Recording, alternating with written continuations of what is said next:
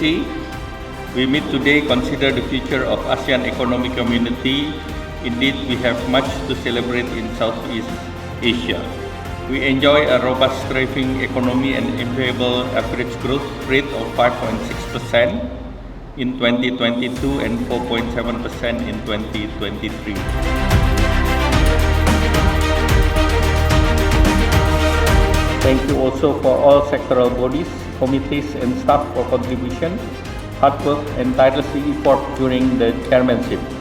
I hereby conclude the 23rd ASEAN Economic Council meeting plenary and declare the meeting adjourned. And looking forward to have a meeting on the 43rd ASEAN Summit. Thank you.